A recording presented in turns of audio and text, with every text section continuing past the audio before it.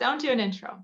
Don't do an intro. Just just do this, because then if you cut right to it, that'll be good. So here's your intro. Okay, is I am devastated because Kristen Stewart, as you know, is engaged and is going to get married, and she just did the red carpet at the Oscars, and she looked amazing, amazing. And I was just emotionally devastated because I'm the one who's supposed to be marrying her, and her fiance was off to the side, just kind of smiling. And that's supposed to be it's me. supposed I'm to be you. the fiance, yeah, with the wife who's going to win the Oscar. And I was just really emotionally devastated about it. And I was talking to my mom about it, and she's kind of like leans back and she goes, yeah, but I don't see how that would work, because aren't you both bottoms? And I said, I think it would work. And she goes, oh, you don't think she's a bottom? I said, no, I think she is. And she goes, well, then how would it work? I said, I think it would.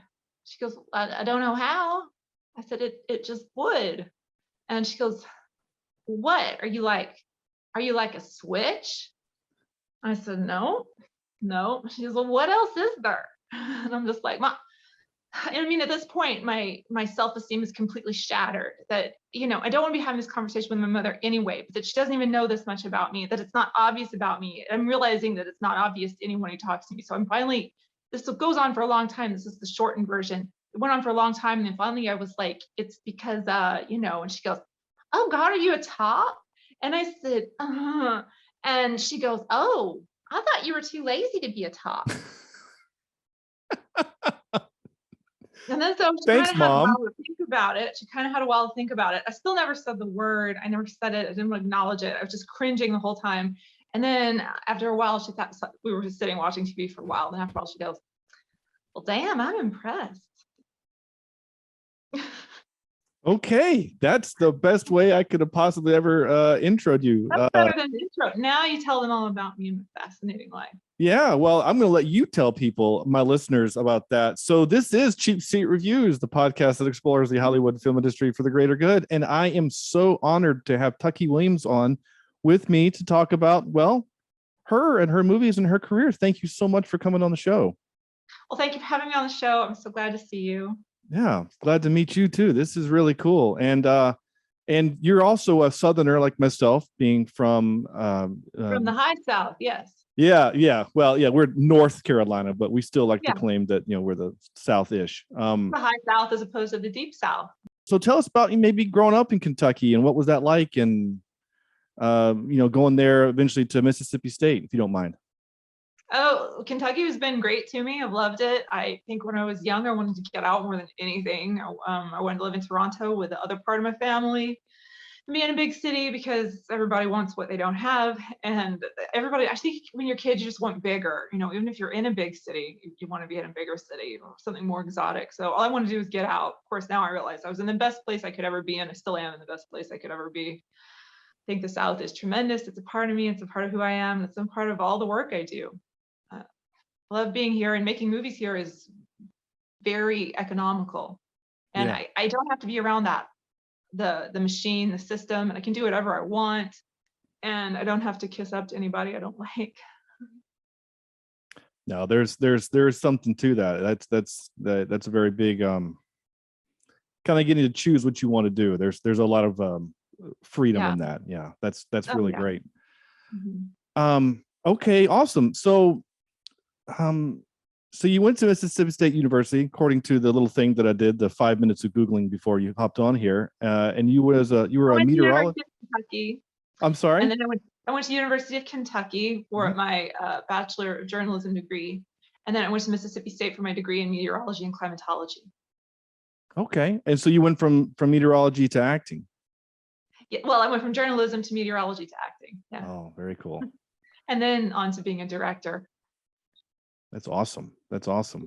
Which one do you have a role that you like better, being the actor or the director? Or no, I think I most like writing, and then the second thing would be the acting, and then which I don't like, which is the thing I end up doing the most, is the directing. But producing is good. I really like producing as well, but I don't like directing because it's such a chore and such a task. But I think like when you're good at something, it just finds you and you end up having to do it. But if it were up to me, I would just do the acting part because that's the easiest, and then writing's most fulfilling. And it's just great though when you finally get a project all together and you have something and you're like, yep, here it is. I'm ready to show it to the world. So in the end, it kind of doesn't matter. But I do like I got to show up in my friend's movie Clown Nightmare, and all I had to do was act, and I was just like, oh my God, this is so fantastic. This is so easy. And I could just wait until it was my turn to do a scene, and in the meantime, I could eat. That was great. I was well rested and refreshed and ready for my scenes. I'm like, gosh, these actors have it easy. Having worked on a few projects, nothing nearly as successful as yours, I should say. Again, all very low budget stuff. I can always tell a difference when we had a director actor versus just a director, because the stress level always kind of went up a little bit on set when they were doing kind of both. And it's hard because nobody has, I mean, I feel like there are people who go, hey, I'm not going to bother her because obviously she's really busy directing right now. But then there are like probably just as many people who don't think of that. And so people will just, because I mean, it's fine if I'm directing, people can come up to me and say anything. That's I mean, I'm still really busy, but if like you're acting, you're trying to kind of stay in your zone, right? And so, but people just will come up to me with the most stupid things. And that sounds like I'm being a little bit harsh, but one time I was doing a scene, I was acting, we said cut, and somebody walked up to me. There was a coffee cup on the table in front of me, and he picked it up and handed it to me and goes, here, Tucky, here's a coffee cup. Why? And I mean, I was just so absent-minded. I had to see behind the scenes footage of this later, and I picked it up. I was like, oh, thank you. And I like took it and put it somewhere. But it's like, why would you do that? Why would you hand somebody a coffee cup? Like, did I not look busy enough? Okay. So it's stuff like that. And then like, I want people to be like, should I wear this or should I wear this? And it's kind of like just if I say that, like we don't need to have a big conversation about it. Just so it's much easier to do one or the other. Yeah. Like I said, I could tell when people were trying not to bother me, and I really appreciated them. On the other hand, those are the people who probably had the really good questions for me. So it's tough. Yeah. I get that. Yeah. Okay. Well, all right. So here's one question that I'm actually kind of excited to ask you about. So I do a movie podcast, and those that are listening to this who are, the main listeners to my show, they know that I'm a huge Trek fan. I'm a big Star Trek fan. Yeah. And I see that you too are a big Trek fan. Mm-hmm. I have to ask, so who's your favorite? I'm going to ask you who's your favorite character, and then I'm going to ask you who's your favorite actor who's done Trek. Uhura and Zachary Quinto. Yeah, tell me about that. So Uhura, because what didn't she mean to so many people? Yeah. The character, and how lucky we are that in 2009 the character was brought to life brilliantly and given a backstory and a history. But there was just no representation for my gender in science fiction, and so to be able to see her and to be able to latch onto her meant everything. I have my Uhura dress. I don't know if you saw that, but that's a thing that I wear. Have you seen my Uhura dress? I have not. I will have to look for that. That's okay. People are just gonna have to wait a second. Okay. This is amazing. Oh my gosh. I did not see this. I thought that's why you were asking me, is because you had seen some of the pictures. No. Oh my gosh, that is so awesome. Wait, I need to stand back really far. See, this is my Uhura dress. I can't get back far enough. No, that's great. That's great. That is the coolest thing ever. Oh my gosh, that's awesome. No, there are lots of pictures of me in it. It's the best thing in the world. Wait, I have to have more pictures somewhere. Do you want to see another picture of it? Sure. Okay, hang on. Okay, so this one is in a frame. Oh my gosh. Yeah. Oh, that's lovely. Green light reflection in there, but that's okay. You can still see it. That's really great. Oh, you're even doing like the pose that Zoe Saldana does. That's awesome. You.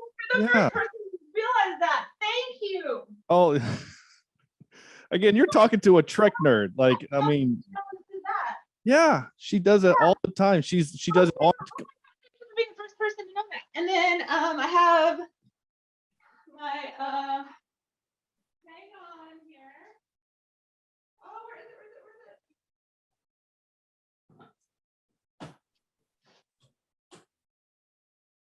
Okay, well then let me just move this chair. Okay. Then I have my Carol Marcus dress, which I just had to clean. And there's Carol Marcus. Nice. That's nice. Yeah. And then here's my Captain Kirk dress. My Oh, Fem Kirk. that's very Jane cool. Kirk, Jane Kirk, what they yeah. call Fem Kirk. I don't, but there are lots of cute pictures. I mean, I'm gonna get this pictures in this with the ponytail yeah. So here's the Kirk. It's it's the correct shade. Sure. Right? Yeah, You it know about how they is. were going green, but then they turned yellow. Mm-hmm. Yeah. Okay. So then, yeah. So I have Uhura, I have Carol Marcus, and I have Femkirk. So the Femkirk still has to happen. You got me really excited here. Oh, okay.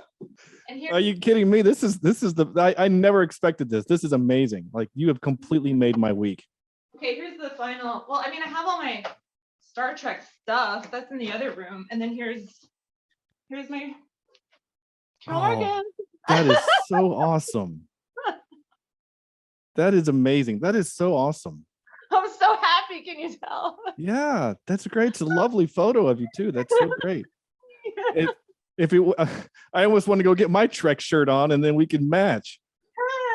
And I have all my little toys and stuff. And the hardest part is the badge. Yeah. Can't wear the badge. No. There's just a solution for that because the badge is too heavy. I don't know how they do it in the movies. Sure. Well, I think that's crazy. But yeah, so those are all my dresses, and then I have other stuff too, but I have the ray guns and the tricorder.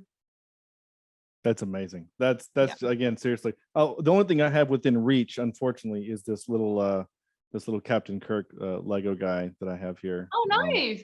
He's the only thing I have within reach. Everything else is, well, of other nerd cultures. I have Star Wars. I have this has turned into a very strange podcast, but I also have my Ash versus the Evil Dead right there, and my baby Groot. So that's within the arm's range. Cool. Yeah. So the only Star Trek people I've met are Brent Spiner and Greg Grunberg. That's cool. Yeah. I never really went after the Trek people because I was so shy, but then for those two I had to. Yeah. But I've stared at a lot of them from far away.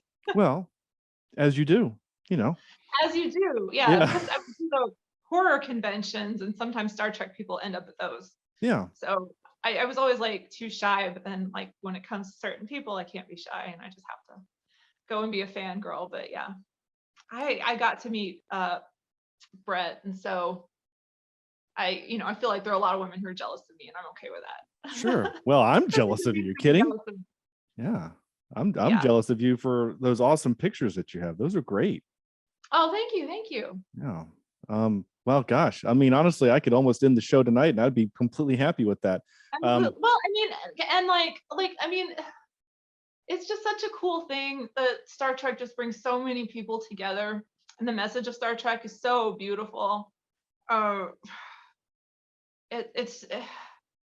I would say, people are always asking me what my favorite movie is, and I have a list, but one of the things I often leave off the list is because it diverges into another thing. And basically the question is why. I would say one of my number one favorite films is Star Trek Into Darkness. And the reason is because it has absolutely every single thing in it. I mean, there's even a musical number in it, but you have every emotion: excitement, action, thriller, comedy. There's a lot of comedy, drama, love story. And then you're crying at the end, you're really crying. You feel grief, and every single beat of those, it's all authentic. I mean, you're happy, you're feeling empathy. All of these feelings, they don't jolt around. They earn each one of those emotions authentically. Star Trek has meant so much to me in my life. I think I watched The Next Generation with my dad, and we bonded doing that, and that got me to really think about science. That's what prepped my brain for scientific study and working science into fiction writing, and making world building, but doing it through these technical ways, these ways that made it real. So you're not just going, oh, I'm making a fantasy world. It's like, no, you have it grounded in these realities. So for example, I made the series Dagger Kiss, which is about like this medieval fantasy world and everything. But instead of me just making the Lord of the Rings kind of thing, by the way, like this just fantasy thing, I went and I researched medieval history and I learned all this stuff about the culture and the clothes. And no, I didn't use all of it, but I took from that and built from there. And so that's the thing you take from Star Trek is learn, understand science and then write science fiction from science. And so when I was doing my historical fantasy stuff, I started with knowledge of medieval ages and went from there. But more than anything, I think the great thing about Star Trek is that it touches everybody's life, and absolutely every human on Earth can find a way to relate to it. Every story, there's a Star Trek story that was written just for you. And if you're like me or like you, there are dozens that were written just for us. But anybody can write a Star Trek. I think anybody can join that. You don't have to come from a particular way of life. And when I was a kid, I didn't even really know what they were talking about, but I was all in, right? And when I would watch it with my dad, I'd watch Next Generation. Every commercial break, he would have to record it, because every commercial break he would have to stop and explain to me what was going on because I was too little to understand. So he would be like, well, this is what this happened. So I learned all about time travel and all this stuff. And then we'd been watching Next Generation for about 3 years. And then finally I go, why is that guy's face so white? And I mean, I was a little kid, but my dad is really sweet, but he finally looks at me, he goes, he's an android. And I said, what? He's an android. I'm like, what? My dad was so offended that I've been watching it for 3 years and didn't know that Data wasn't human. That's really lovely. Oh my gosh. And like, I can see you. So for the people that are only listening to this, I hope they can hear the emotion in your voice talking about this. It's funny. I kind of have the similar reaction when people say, what are some of your favorite movies? And I'll say Star Trek, but I'll just say Star Trek. And if they ask me, oh, which one, then I know that they know what that means. But otherwise they just go, okay. It's like, oh, well, there's 13 of them, but that's fine. Yeah. What's your favorite? So my favorite of the original 10 is 6, Undiscovered Country. I love Undiscovered Country. I know most Trek would say Wrath of Khan, but Undiscovered Country to me is a little bit of intrigue. There's the court stuff. There's an assassination attempt. I agree with you totally. Yeah, to me it's a little bit more. Who said Wrath of Khan and is under 70? Well, a lot of Trek fans and I know some that are listening to this will probably yell at their phones. And Wrath of Khan is great. Again, it's an all-time great. But of the new 3 of the, I mean, maybe it didn't age well. Maybe at the time it was really great, but I disagree. I don't think it is one of the greats. That's okay. Yeah. Yes. Well, hey, whatever. Yeah, everybody has their opinion. I love it, but again, 6. I wanted kind of like shade. I wasn't throwing shade. Oh no, I know you weren't. I know you weren't. What I meant by saying that was that if that's not your favorite, I totally get it. Sure. Yeah. Okay. That's where I was going with that. Yeah. No, you're fine. Yeah. Though again, no, I'm not going to say that. But I will say this. But Beyond is my favorite of the new 3. Really? I love Beyond. So when you talk about crying at the end of Into Darkness, I was weeping like big ugly tears when Spock, Zachary Quinto, is looking at the picture of the cast from Star Trek 6, and it's that tribute for Leonard Nimoy and Anton Yelchin. Like I was bawling in the theater. Yeah, that was intense. Yeah, it was intense because they were real. You know what I'm saying? It's not just that the characters passed, but they were real people, and you got to see them what they would have been. Yeah. So it was. Again, I'm going to stay here for another moment, but Leonard Nimoy, his passing was one of the only, celebrities whose life when he died like affected me. Like you hear about, I mean, you work in the industry, so you actually know these people, so you have different relationships with them. I'm just a guy that worked, what I do in IT, but like, so when you hear like, oh, Betty White, like that's awful. Like it's the worst, right?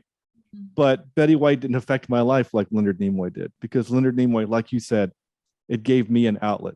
Star Trek gave me a home and a place, and so that's great. So thank you so much for sharing all that. That was amazing, really is. Oh yeah, I'm just trying to clear it all out of here. I didn't realize it was all very wrapped up. If someone's just listening, I had it all very. It's got to be protected, Well, yeah, I do. I really do. The only precious piece. So okay, last two things, and then we'll move away from Trek. The non-Trek fans are yelling at me, and I don't care. Are you kidding? If we tag the Star Trek on anything, like it'll get so many more views. Well, every episode I do on the podcast, I have my Star Trek connection. Every episode, I will find a way to connect it to Star Trek if I can, because there's usually always an actor or a director or the composer or something, So the two kind of pieces, the things that I have that have the most memory to me. So one is, my dad, I got into it because of my dad also. Mm-hmm. And my first memory of dad saying to me, son, come with me to the theater and we will go to the theater and watch a thing. And it was Star Trek Generations. Okay. Yeah. And so not a great film, but I love it. And I love Generations. I do, because of the memory with my dad, and then the thread called that runs through space. Mm-hmm. What's that thing called? They call it the ribbon, or that they're trying to jump back into. Yeah, they call it the ribbon or Nexus. The Nexus, yeah. It's a good movie. It's not great. It's fine. It's a good Trek movie. It's like a 2-hour episode of a thing, but it's a fantastic movie. Again, I saw it when I was pretty young. Who are you making the movie for? Like grumpy old adults like us, or for kids? And I'd rather make a movie for kids. Sure, absolutely. Yeah. And then the last thing was, so my dad is of the age where he's super into records and albums and vinyl and stuff. And about 10 years ago, I bought him the soundtrack, the James Horner soundtrack to Wrath of Khan, and in it was, in the sleeve was a whoever previously owned it didn't know what they had. It was not very many were made. It's a poster of the motion picture. So it's the full motion picture poster. So it shows Kirk and Spock and Ilea and Decker and I think Sulu. And then on the back side of it, it has all these production notes and pictures and behind the scenes stuff. And I don't know how many of those were made, but I have it framed also. It's not within camera or reaching distance, but it's one of the precious things I have. Fantastic. Sorry, it's my daughter. She's putting her book away. Oh. Good night. She's still showing. You want to come over and say hi real quick? No. Okay. Good night. Sorry. She's doing her job. She has to put her book away. Okay. Okay. So, gosh, I don't know where to go from there. Again, I'm so stoked by that. I just expected that to be a 5-minute little moment and we just move on. That's really great. So I think also I guess I would consider, even though I've been in it for a long time, I would really consider myself a new Trekker, because that's what really, I don't know. It's just, I guess I have been a Trekker always, but New Trek is what did it. And I feel like what brought me into it was the relationship between Spock and Uhura. And that's how I learned about slash fiction. And that's how I think when Into Darkness came out, I would stay up all night reading romance stories about Spock and Uhura together, because that there's something about that was so magical. Yeah. I think, that those two found each other. I was really kind of I was in the moment. I was really surprised when they did that in the movie, because it was kind of shocking seeing him, kind of kissing Zoe Saldana over there, and I'm like, oh my gosh, that's a thing. But the look that Chris Pine gives is priceless. He just kind of has that look. It's great. How did that nerd get her? Yeah. How could I couldn't get her, but how could he get her? Nerd with no social skills. Oh my goodness. But yeah, that's what I like best about those movies, because you talk about the romance, and I mean that that was that's my favorite part of it, is the relationship between those two. Yeah, Mm-hmm. that's interesting. Sorry, I'm playing with my hair a lot. I got it cut yesterday. I haven't had it cut in like 9 months. So I'm having a lot of fun with it. I'm enjoying the visualization of it. I feel bad for those that don't Okay, get to. I just keep moving it. It's like, what No, it's is this fine. new hair? Yeah, as a dude that has very little hair, I'm slightly jealous, but only a little. Oh, well, just eat your protein. Yeah, that's the thing. Okay, so is again, I'm all kind of discombobulated now. That was great. So So we can talk about Star Trek the entire time. That's I absolutely mean, fine. we probably could. I don't know if anybody Mhm. else wants to, but I mean, I'm fine with that. I mean, I have a whole bunch of notes here about you, about things like you love chocolate ice cream as your binge food, and um, you did kind of you talked about Rise of Skywalker, and I have a note about a seizure warning and some stuff like that. I have some, Oh yeah. yeah, lots of notes. But I mean, again, if you want to keep talking about Trek, Oh my I'm all. God, your notes sound amazing. What are your biggest questions? I'll just answer them really quickly and we'll get back to Star Trek. Oh, okay. Biggest. Questions sound awesome. I'm like, yes. Well, I mean, like, so some of the things I have here are like, some like, so I have a link which I haven't clicked on because I've been talking Trek with you. Like your favorite songs. You're a Sherlock fan, like you love Sherlock. The series or the movie with Robert Downey Jr. Because I love them both. I think they're all great. The series, Mhm. yeah, those are great. And basically the first 3 seasons, I feel like everything kind of changed after that. So they made the movie, the Christmas special, and then the fourth season, and then I feel like it's been different ever since. But the first 3 seasons, I think, were pretty awesome. Yeah, I agree. The fourth season got a little too dark, I think. It was sort of like a satire of itself, I felt. Yeah, I can see that. It was like the same. It was like somebody was trying to write a copy of a Sherlock series, and it was just like okay. But anyway, I enjoy the first 3 seasons very much. We have 9 really awesome, which they're basically, each episode is basically a movie. Yeah. So we have 9 truly wonderful Sherlock Holmes movies. Let's see. A couple other things that I have some of my notes here. One I think is interesting for you to talk about is you have a kissing phobia. Yeah, I think I'm over it at this point. But yeah, I didn't really like, you know, kissing all these people, and then I had to for the TV show. But honestly, it's been 10 years of me kissing people. I get all these stupid comments like, "Oh, she has the best job in the world." It's like, meh. Generally, by and large, when you're kissing someone, it's someone you want to be kissing, Yeah. as opposed to someone who's been cast as a character and maybe you don't have any physical chemistry with. So it's a little, it's just a Yeah. little, Yeah. yeah. I do get that is I again we had kissing scenes on set and the two actors did not like each other. Oh no, Like tell me just about didn't they straight up didn't like each other, and you could tell on camera. So that. interpersonal chemistry makes a big difference. I mean, Well, you you have know to that. fake it. You have to fake it if it's not there. Yeah, or But act, but I guess I didn't enjoy faking it. yeah, I get that. Let's see, last few But I'm things over here. it now. I'll kiss anybody. It's fine. Sure.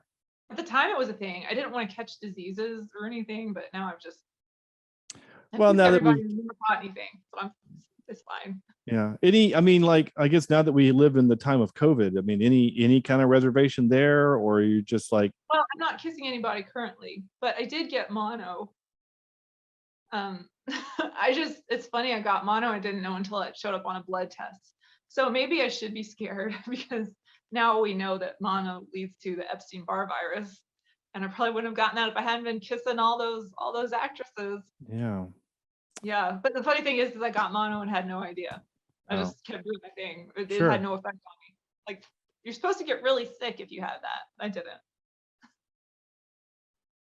okay, that's a bummer, but Well, it's your job. But I know Well, it's it's, sick. I mean, I guess, it's an occupational hazard, I guess, right? I mean, I misspoke. It is the Epstein-Barr virus. It leads to MS. That's what I meant to say. oh, okay. Yeah. Yeah. Wow. Yeesh. Yeah, that is Yeah. rough. So I have that to look forward to. But no, people had told me because I had thought I had mono, and they're like, no, no, if you had mono, you would know you'd be really sick. You wouldn't be able to move. And apparently, I just had it once and didn't even know about it. Hmm. So maybe I should have been more cautious. Yeah, but I mean, you still had, it was your job. So, I mean, were you going to tell the director, which like probably was you some of the time, that you can't kiss her, So, There was one point where I was like, I wasn't, because I mean, I was a showrunner. Like, what does it mean when you're the showrunner, right? Are you the director? So I was show running. Let's just put it that way. And there was this actress. I was just like, look, I'm done kissing this girl for the rest of my life. I said it's just to the guys shooting it. I was like, I'm done kissing this woman for the rest of my life. I don't want to after her. She was lovely. She was great. I just did not want to kiss her again. Nobody knew. Everybody thought we were so great together. But I was like, I don't want to have to kiss her again for the rest of my life. You shoot this so that it looks hot. I don't want to have to touch her.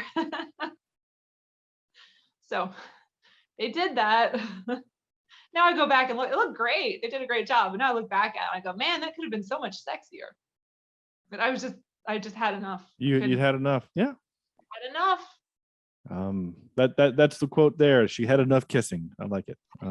Just that one person, yeah. Sure. But Sure. like that was 2 years into it. Now that it's been 10, I'm fine. Yeah.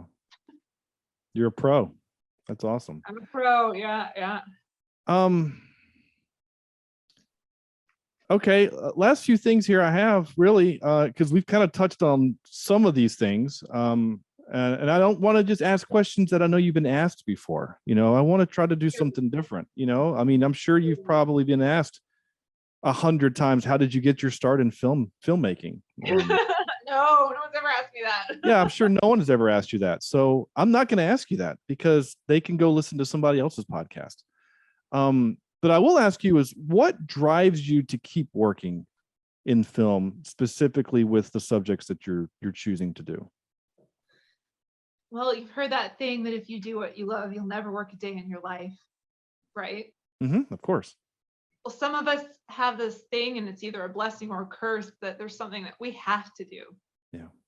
We don't have a choice in it. And so that's what the answer is for me, is that I absolutely just have to do it. There's no other way around it. I have to be making movies.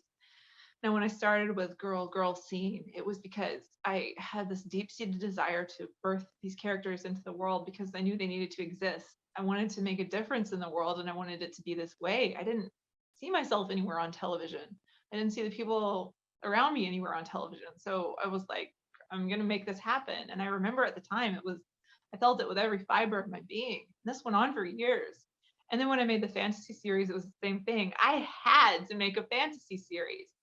And with the Girl Scene, which was that was just the regular lesbian dramedy, the the deeper issues were always sort of within sight. And so I was making the fantasy series, and I was so into it, and I didn't realize really what the deeper thing was until after I had finished it all, and I realized it actually did have deeper meaning. I just hadn't put it together until after it had all come out, and then it was like, oh my God, this is what it was really about, and this is how it's going to make the world better. So my character, sort of in the Dagger Kiss fantasy series, is ostracized a little bit because she can kill people just by touching them. This is a horrible thing. So she's kind of all powerful where she comes from, and she's kind of like worship, but nobody wants to get near her because she could kill them. So she feels very she's kind of stressed about it. She feels very left out and stigmatized, even though she's still treated well. People are afraid of her. And I realized after it was done that it was completely based on my epilepsy and having epilepsy and having gone through that and having had that feeling of people being afraid of you, afraid of touching you, So that's how that went into writing. And instead of making a drama about having epilepsy, I made a fantasy series about the internal feelings of having epilepsy. Wow, that's powerful. That's some powerful stuff. You asked a good question. Oh, well, thank you. I tried. Again, I know you've done several other interviews, and Oh, just a few. yeah, I've watched a few of them, and I don't just want you to have to repeat the same stuff. Um, um, so we're talking about the Dagger's Kiss. I'd like to talk more about it because I guess I was told specifically. I guess when we I connected with your agent, and he was telling me about you and help trying to get this interview set up. He told me that Dagger's Kiss was removed. It was kicked off of Prime, but now it's back on Prime um, to rent. Can you talk about that? Are you allowed to talk about that, or want to? About Dagger Kiss getting kicked Yeah. off Prime? Well, Yeah. yeah, they decided it was, I guess the lesbian content was too obscene to be on Prime. I don't know if you've seen it, but I pretty much made it with a PG rating. It's like the tamest thing you've ever seen, but reviewer there decided that lesbian content and it wasn't suitable for children under the age of, for anyone under the age of 18. So you have to pay for it if you want to see it now. That's a bummer because it's. I'm going to go on a tangent, and I apologize. And if this goes somewhere, great. But did you see Turning Red? Mm-mm. The Disney the Pixar thing where the girl turns into the red panda. I didn't see it. It's a lovely film, and it's about a girl who's 13 who's going through puberty. That's what it's about. It's about a girl learning about her body. It's just they form it into a way that she turns into a giant red panda. Okay. And there are people that have a big problem with that, and I'm thinking, this is just nature. Like, I don't understand. Like, this is a thing that's going to happen. You're okay with this movie here where they're killing people left and right, but this thing that is just biology. I guess that's another way of saying I'm with you. I don't. If it was a dude kissing a girl, no one would care. But Right. I think you're right. I think it's still, even in 2022, I think it's still considered taboo, which is, I think, unfair and unwise and ignorant. Well, nothing's changed. If anything, it's gotten worse. The only difference is that people are less likely to say it publicly how they feel about gay people. So, you say, oh, it's 2022, we should be past that. I mean, it's worse now than it was before. When I started, it was way better. Interesting. Mm-hmm. Yeah.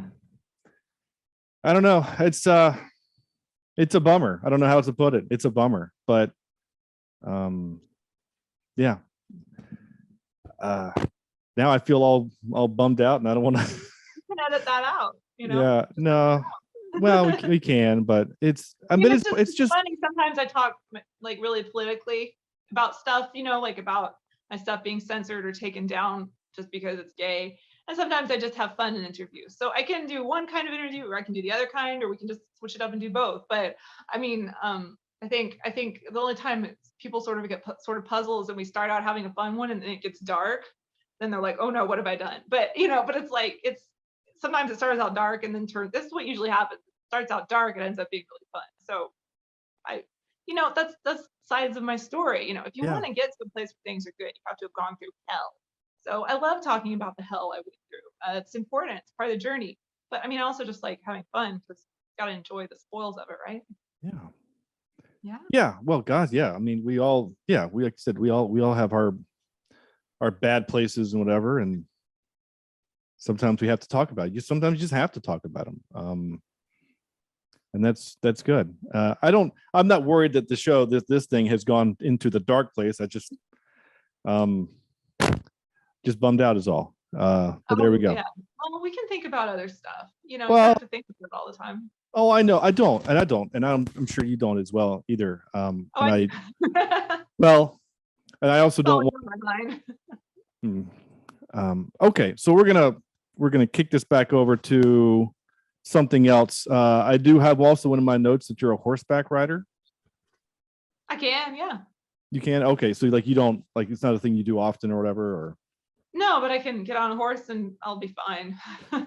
Okay, that's good to know. Yeah, I mean, I'm from Kentucky, so you kind of have to if yeah, you grow up here. yeah. It's Like, I think everybody rides in Kentucky.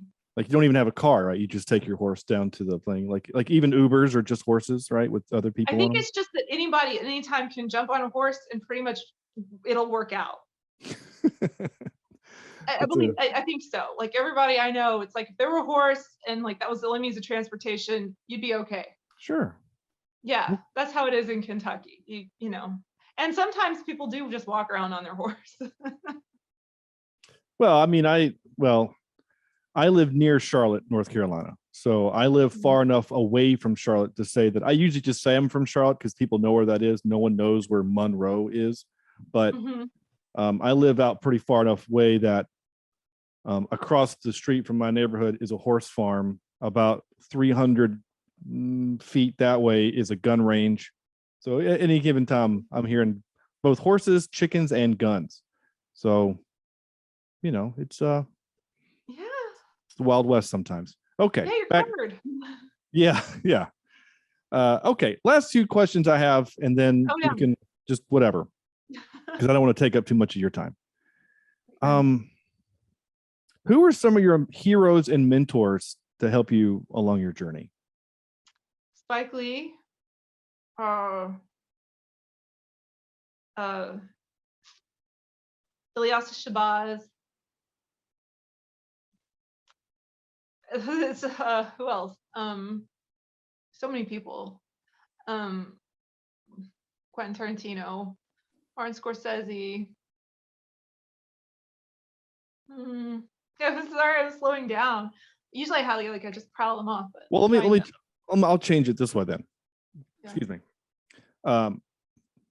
I was at a keynote speaker one time, and the gentleman said, I don't want to name drop who it was, but there's a guy that we all know. He said, every successful person needs to have a cheerleader and a mentor.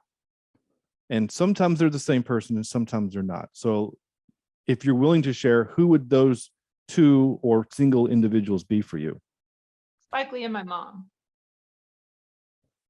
Okay. I assume your mom being your cheerleader. Cheerleader. That sounds negative though. How about total emotional, mental, moral support? My Sure. mom. Mentor would be Spike Lee. Yeah. That's cool. So you got to work with him, and No. oh, No. okay. You just get to look No, up to him. he's the only reason I'm here. So I went to a Spike Lee lecture when I was 11 years old. I asked my mom. She's like, "What?" I mean, she was cool with everything I wanted to do. It's just she didn't know I knew who he was or anything, and so went and saw him, and wow, that changed my life. And then I got to say hi to him afterward. But that was 2 or 3 hours of me learning about filmmaking and learning about how extraordinarily difficult it was for him as a Black man to be making Black movies, movies that had predominantly Black casts, and just the hell he went through doing that. And that totally prepared me for the hell that I was going to have to go through. Basically, like, there was no reward at the end. You're just going to have to push and push and push and push and push. And the only reward is getting it made. And then you just got to go and make the next movie and go through the same thing all over again. So there's no like, there's no Oscar. There's no, oh, I did it. No, it's like, no, you push and push and push and push and push. You did it. The joy is in the fact that you got it accomplished. And then you start all over again and you go through the same thing. You go through the same BS, the same hell. And that's the process though. You've got to be in it for all of that stuff. People write to me, how do you do it, Tucky? I want to do it. I want to do the same thing. And if I if I tell them, they don't ever like my answer, which is that you're gonna have to go through hell. You got to be ready for your life to be a total living hell. And if you want to do that, cool. And then they go, okay, well then how do you get the money for it? I'm like, you don't. No one's gonna give you money for anything in life. Yeah. And then they're like, but I don't have money. I was like, well, I don't have money to make a movie. Like, I don't have money to make a movie. No one's going to give you anything. You got to work for all of it. So they're willing to go through hell, and you just got to do it all yourself. you gotta do it yourself, and it's the hard work. With I'd say the opposite of a reward. I mean, you really just get scrutinized and basically picked apart. And with him, it was the case of just this constant reminder that everybody's fucking racist in Hollywood. And for me, it's just this constant reminder that everybody fucking hates gay people everywhere. So, are you ready for that? You ready for that? Like every day of your life, getting like really just shot in the gut with that? All right, you ready to make movies? If you don't want to make gay movies, there's an equivalent. It's hell. It is hell. It is hell. It is hell. That's the price you pay for doing something that you love. Okay. I not to bring it back to Star Trek, but I am really impressed with the new seasons that they've been doing on Star Trek Discovery, and having Okay, I haven't seen that one. I only watched the first season of Picard. Discovery's pretty great. It's Yeah. pretty great. Yeah, I think it's pretty great. And they just recently cast last season, and going into this season, they have two. Oh, I hope I get this right. If I don't, they have two oh gosh, is it non-binary? They don't identify as a gender. Okay. I don't want to be impolite, but that shows they're kind of breaking some their Trek already breaks barriers, right? And I think they're continuing to do so, which I think is pretty incredible. But they also have the weight of Paramount and the memory of my brain is completely gone right now. I have Gene Simmons in my head, which is not right. Gene Roddenberry, my gosh. But they have his memory to kind of help drive that. You didn't have that. You don't have that. So that kind of makes what your struggle and what you went through. I'm going through. Yeah. Yeah, and going through, continuing to go through. Yeah. Yeah. Are you working on a project now? Or are you beating the bushes to try to get a? I have so many different things going on, and I just can't talk about any of them yet, but I'm so excited and I'm so happy. Things are very different now. I'm being extra cautious. My priority, if I do anything, is that nobody even has a chance of catching anything. I'm not one of these people who's like, oh, we're all gonna get it. No, I'm not gonna get it. Yeah. I'm gonna make sure that I'm gonna do everything I can to make sure that anyone I know is not going to get it. So I mean, it's just meant we've had to change a lot of stuff and do things differently. And my career path has definitely changed. I remember after I made my last movie, it was like, when are you going to make another one? And I said summer of 2020, and I was really ready to go. Like, I mean, that was my life. Summer of 2020, I was going to have this new thing going, and I was ready. And then it just kept, and I knew right away, because I follow the science on this stuff. I was like, oh man, we're screwed for the next few years at least. And but I mean, part of me is going, God, I hope this just passes and I can still make my summer movie. But you just have to change stuff, have more. You have to have a COVID nurse now, which I don't even know how to get that. But I know if I do make a production again, I'm gonna have to have a COVID nurse, and I'll, a bubble, and everything. But one of the cool things is that in this business, you can be pretty safe if you keep everybody in the bubble and you keep testing people. Like, you're going to be safer doing that than you are going to the grocery store. So that's an upside to this. But I don't have anything in terms of production wise planned. But I do have a lot of new avenues I'm exploring and new distribution areas. Just a lot of good stuff coming up. That's great. That's awesome. That's good to hear. Yeah. I think I'm going to end on this, if that's okay. And if there's just anything else that you just got to tell me, then by all means, or if you want to pull out some more Trek memorabilia, I'm great. But I always like asking people this, and we kind of teased at it earlier. Just what is your favorite movie? Oh, well, I talked about how I liked Into Darkness a lot. What else can I say about it? So that's your favorite movie, not just Trek, but like that's your favorite movie. There are, I mean, there are some that are my favorite. I mean, I would say, like, objectively speaking, Pulp Fiction's, I think, the best movie ever made. Like, my personal favorite, Jackie Brown, back there. Yeah. I also like Terminator 2. I like Aliens. They're just some really good stuff. But Star Trek Into Darkness, I say, would be like the fifth. It's in that group of top 5. That's cool. Yeah, Yeah. sometimes it's hard to narrow it to one. And your tastes change over the years. For the last about the last 10 years, my favorite film has been Serenity. The Okay. Nathan Fillion space western. Yeah. Yeah. Wow. Yeah. That look right there is the look I usually get, is when I tell Yeah. people that. No, but I mean, at least I know what you're talking about. I'm sure most people don't know it. No, they But don't. They usually don't. So yeah, if I I watched the series. I didn't see the movie, but I watched the series. oh, you should the movie's great. It's so good. It's But they kill the guy. I'm not gonna say anything. There's no They kill spoiler. the guy. I can't deal with that. No It's like the spoiler. best character, and they kill him. I don't want to.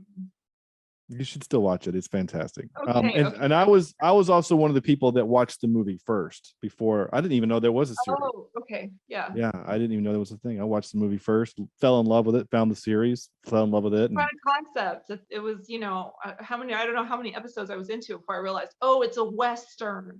It's just masquerading as an outer space thing. It's really just Yeah. a Western.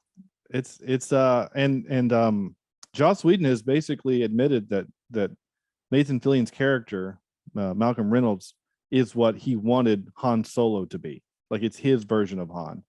Because, like, how the whole controversy, Han shoots first, right? Like, they went back and edited. Well, Yeah. in the movie, not only does Malcolm shoot first, there are 3 people who are unarmed that he shoots. So he wanted to make sure that there's a distinction there. But I think it's really important to have unlikable characters, because there's this unwritten rule. There's a written rule. A horrible book came out called Save the Cat, which said that characters had to be likable. And I think if your character isn't allowed to do bad things, then that just means you're a shitty writer, because there are other ways to make bad people fun to watch and interesting and make you root for them. I think about how many bad guys in movies are that you're on their side totally, right? So this whole, I'm pretty sure the editing of Star Wars came after that horrible Save the Cat book came out. And no, I mean, you can have really sympathetic, heroic characters do horrible things. And I think if you can have somebody do something horrible, like kill someone, and still make them lovable and wonderful, that's a really important accomplishment. yeah. And I agree with you with the idea about the bad guy, right? Most movies, especially like in this day of comic book movies, most movies are surrounded by how good is the villain, right? Like, when you say best comic book movie ever, most people, not all, but most would say The Dark Knight, because of Heath Ledger and his portrayal of the Joker. But you're laughing. Is that you wouldn't go there, would I had you? so many Joker arguments. I just had a Joker argument last week. No, I don't think that's the best comic book movie. I don't either. I'm just saying many people think that. What do you think it Who are is? these people? These are the nerds I wanna hang know out with. I do a podcast with them. Who? Well, the your other- fellow podcast people? Mhm. Who are they, men or what? Yes. Yeah. Most of them are dudes. A few women. Not on my show, but what would you say which one would you say is then? I'm curious now. Oh, comic book movie? Well, Unbreakable. That's such a good film. Oh, I love Unbreakable. Yeah. Yeah, that's a great film. Yeah, best. I mean, for me, it was Red Sonja when I was little. Why not Conan the Barbarian? I mean, I would watch Conan the Barbarian, any Conan movie over any Batman movie any day. Okay. Like, yeah. And Interesting. what about like the Superman with Christopher Reeve? Mm-hmm. That's pretty great. I Pretty mean, age accessible to everybody. Yeah, it's a good movie. It hasn't quite aged as well as some other movies, but yeah, it's still pretty good. I I mean, think women don't like The Dark Knight interesting. because it crosses the line into like Silence of the Lambs scary. Like, there's another thing about how horror movies got too scary. Like in the 80s, it was Jason and Freddy and Michael Myers. Michael Myers, right? And then all of a sudden they got too scary, and you had Hellraiser. And I feel like it's Silence of the Lambs too scary, and I feel like the Heath Ledger Joker is too scary in a way that makes women uncomfortable. And I don't know that it doesn't make men uncomfortable, but I'm just saying, speaking as a woman and just other women I've talked to, it's kind of like, it's just a little bit too, like it kind of takes the fun out of it a little bit. Not taking anything away from his performance, which of course is wonderful. I'm just saying, I think the thing that the reason I'm like about The Dark Knight is because I just think women are kind of irked by it, and it's a little bit too much. Okay. Well, And obviously, then Bane, the whole movie with Bane just I can't understand Tom Hardy anyway. I can't understand the word that man says. And I didn't know anything he said the whole movie. I gave up. And I didn't like that movie the best of all of them. But I'm just saying, I gave up. And I was just like, I don't know what the fuck the guy's saying. We're just gonna. That's actually my least favorite of those. I hate The Dark Knight. I think The Dark Knight Rises. I hated it so much. That's the closest I've ever come to walking out of a theater. I was so. Oh no. Yeah. Because of which one? Dark Knight Rises. It was mostly because. What was it about it that made you want to walk out of the theater? So what I liked about the first two is that they felt kind of real and grounded, right?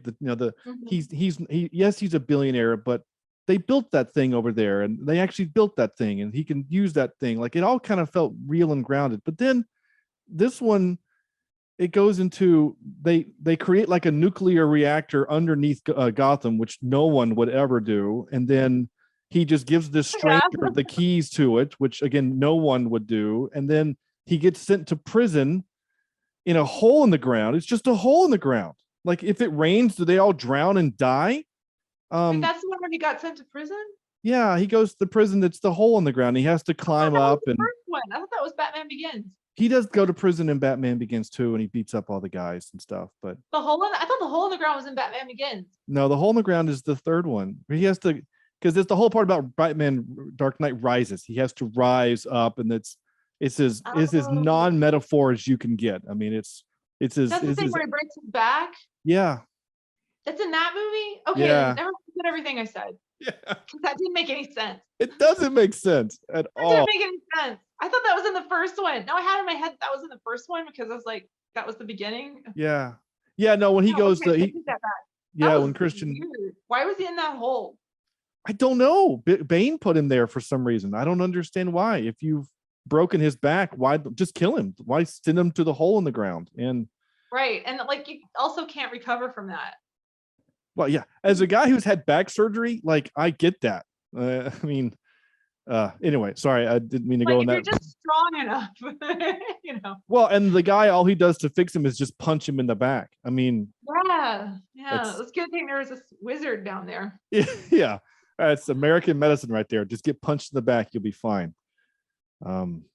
Okay, I don't have any other questions to ask. This has just been really lovely, and I have really enjoyed our time together. Thank you so much. Me too. How about exciting enough? I just feel like I kind of just started talking about Star Trek, and I'm just really happy about my dresses. I mean, there's a whole room full of it that way. Like, my closet's that way. There's the Star Trek room is that way. So you have literally no idea like how full my heart is right now, just like talking to someone else that loves Trek like I do and isn't ashamed of it and has these awesome photos and dresses and stuff. Like, I'm just blown away. I really am. I have this wonderful problem, which is that people keep giving me badges. People, fans of the show will send me Star Trek badges, and it's so great. I have every different kind, and now they make the magnetic badges, which is great. So I had it all set. I had all of them with the pin on. Now I have the magnetic backing. I have this whole room full of Star Trek badges. I love it that people send that to me. And like I said, I got the gun from Into Darkness, this huge thing. Somebody, a fan gave it to me. It's this massive Into Darkness gun that Khan has in the beginning, and it flips. And I don't know if you remember in the first scene, it's this complete 180. I bought it. No, and they bought it for me and sent it to me. It was just a model. Like, it didn't work. It didn't shoot. I was so mad. But anyway, I basically have all the Star Treks, all the Star Treks. That's so cool. Yeah. And I used to have some of the original series dresses, but you have to have everything tailored to your body if you're going to do the Star Trek thing the right way. You have to have everything custom made, like, Yeah. and you have to have it cut. And I mean, you buy it, but then you have it custom tailored. So I could never find one of the old style dresses, with the 60s skirts. I could never find one of those that was small enough to, small enough and tall enough for me to fit into. So, but darn it. I'm just still gonna find them one day somewhere on eBay. Sure. Oh, well, yeah, eBay is the place for it. Please tell my listeners where they can find more of you, like your Twitter account or anything like that. This is the chance for it. Girlgirlscene.com, tuckywilliams.com, but the best way to find all of it is to do a Google search or any kind of web search on my name, Tucky Williams, and like everything comes up, and you'll just be able to scroll down and see all of it. Awesome. Yeah. And then you I can type in Tucky Williams Star Trek, and you'll get a whole bunch of results. oh, I'm definitely going to have to do that. That's just the coolest click on thing. images. Yeah, absolutely. Yeah. Well, that's it. Again, thank you so much. Thank you so much to Tucky Williams for joining me tonight on Cheap Seat Reviews. I will post all of her information in the YouTube link and on our site. Thank you so much. We're Cheap Seat Reviews. Go to cheapseatreviews.libsyn.com for our website, and we will see you next week. Thank you very much.